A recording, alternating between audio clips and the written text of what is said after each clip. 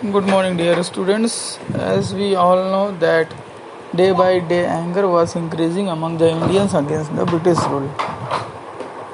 As the result of the First World War, we know that day by day the nationalism feeling was coming among the Indians because we were having only one common enemy, that was the British. In that,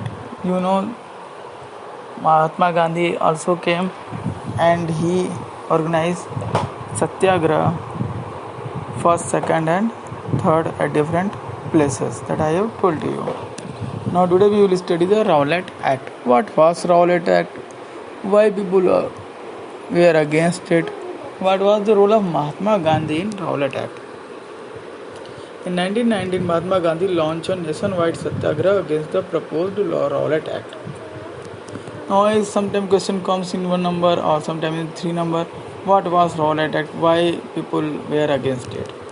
The Rowlatt Act gives the government enormous power to repress the political activities and allow detention of political prisoners without trial for 2 years. Means our political leaders can be arrested and put behind the bars for 2 years minimum under this power and without a trial. They will not be able to present in front of the magistrate also. So this was law which gave enormous power to the British rule. The British government decided to clamp down on nationalists by witnessing the outrage of the people. So they were very much afraid. They were knowing that nationalism feeling is increasing day by day.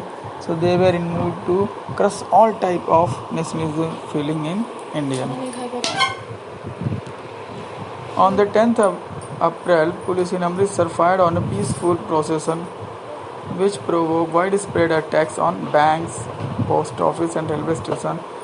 After that, they have imposed martial law. Martial law was imposed and General Dyer took the command. On 13th April, Jallianwala Bagh incident took place. A large crowd gathered in the Jallianwala Bagh where a few people came to protest against the government's new repressive measures, while some came to attend the annual Baisakhi fair.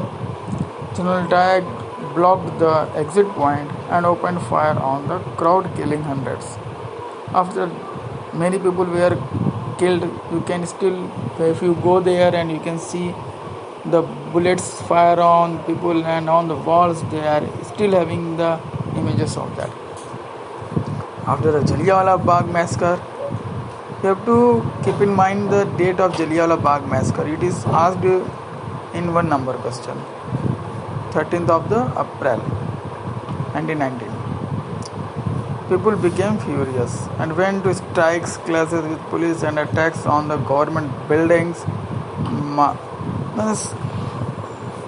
Majorly people after Jallianwala Bagh Kand, they lost their patience and they were showing their outrage in the public places.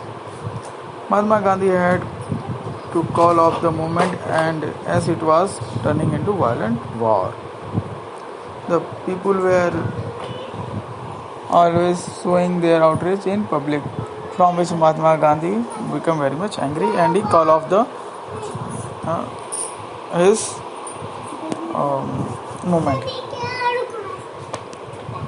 Mahatma Gandhi then took up a Khilafat movement by bringing Hindus and Muslims together. The First World War ended with the defeat of Ottoman Turkey in March 1919. A Khilafat committee was formed in Bombay. In September 1920, Mahatma Gandhi convinced other leaders to need to start a non-cooperation movement in support of Khilafat as well as for Swaraj. For this, Mahatma Gandhi think that a large procession is needed, which can be formed only by combining Hindus and Muslims together. Therefore, he took the help of the Shaukat Ali brothers, and he promised that he will also help him if they will help him in the formation of a big procession against the government of British. Thank you.